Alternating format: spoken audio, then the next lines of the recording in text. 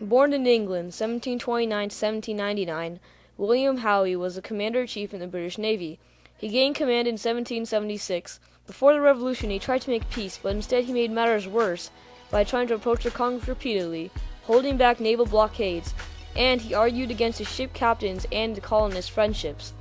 When France entered the war, Howe considered resigning, but he still needed to get the British Navy troops to get around them. After doing so, Howe resigned, but he later came back as Commander-in-Chief as for Channel Fleet.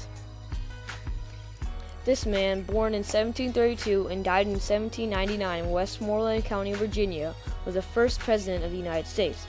But before then, he was just a Virginian planter. He served in the 7-Year War and took notice of King George II in 1755 during the Braddock Campaign, where he showed great courage. When appointed Commander-in-Chief for the Continental Army, he was highly respected. Washington showed great wisdom and tactics during the Revolution. He won and lost hard battles, but would never give up until the British knew that they had a problem. In my opinion, his greatest success was during the winter at Valley Forge, where he led a surprise attack on the Hessians and defeated them without a single colonist hurt. On October 19, 1781, at the Yorktown Peninsula, Washington hemmed in the British troops while the French cut off their escape route. Together, the French and the colonists forced Lord Cornwallis to surrender. After the colonists and the British forged a peace treaty, Washington resigned. This brave woman, born in Dublin, Ireland in 1729 and died in 1789, was a spy for the Americans during the Revolution. British officials occupied one of her rooms where they held meetings and talked about their plans. Lydia listened from the room next to them and learned of their plans and upcoming attacks. She reported the information to the colonists, which helped them greatly, knowing they had a spy on their side. This battle actually took place on Breed's Hill on July 17, 1775. The battle was considered a moral victory for the Americans and a tactical victory for the British. The Americans had a good position on the British, but the British, led by General Gage, marched in rows but were soon broken apart by the Americans' good shooting. By our third attack, the British successfully overtook the Americans because of their lack of ammo. General Howe insisted that they use a frontal attack on the Americans, but in the end, the British paid a terrible cost for it. 226 British soldiers died and 828 were wounded, opposed to the Americans, who lost 140 and left 271 wounded. The British may have won this battle, but it wasn't worth it in my opinion. This battle was a huge turning point in the war. It took place a little close to Saratoga, New York on October 7th and September 19th, 1777. After the British, under command of General Burgundy, began to advance to the Hudson River, the Americans, under control of General Gates, soon stopped and defeated them. After the Americans had already captured many British soldiers, Burgundy had no choice but to surrender.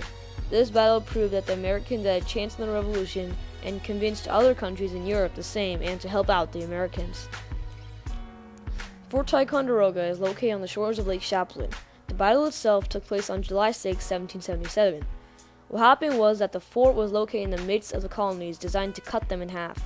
While Lieutenant Joseph Feltham and his British troops were sleeping, Brandon Garnold and Ethan Allen surrounded the fort and called out, "Come out there, you old damned rat!" The British had no choice to surrender without one shot fired. The fort carried a good supply of cannons and was very wealthy for the Americans. With British troops still camping in Boston, citizens became wary. On March 15, 1770, the British troops marched through the town but were soon stopped by a mob of angry colonists. The colonists teased and threw insults along with rocks, snowballs, and other harsh objects at the troops.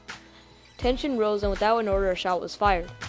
No one alive knows who fired the shot that was followed by others and led to 6 deaths, one of which was Crispus Attucks. But I'm betting my money on the British. Outraged by the new tea act, 60-something members of the Sons of Liberty dressed up as Mohawk Native Americans and boarded 3 British ships, and dumped all their tea cargo into the harbor on December 16, 1773. Thomas Hudson, the governor of Boston, refused to return the tea to Britain. This event led to the Intolerable Acts, which led to the Boston Massacre, and then to the Revolutionary War. These acts were a consequence to the Boston Tea Party. Parliament boarded the attacks on Boston in 1774. One act closed the port of Boston. The second stated that any British officer accused of a crime in Massachusetts was to be tried in Britain instead. Another forced that there would be a limit to town meetings. The fourth forced colonists to house British troops in their own houses for free. The last act was actually not a consequence to the Boston Tea Party, stated that no one could settle west of the Appalachian Mountains. We all know how on April 15, 1775, Paul Revere rode through Boston and Concord, yelling, "The British are coming!" What he actually said was that the regulators are coming out. You may not know this, but there were actually two Boston Tea Parties. One on December 16, 1773, the one we all know about. But on March 7, 1774, the act was repeated and cost Britain $3 million in all. 40% of Hessians were lost in the Revolution. A lot died from illness. Some died fighting, but around 5,000 settled in the U.S.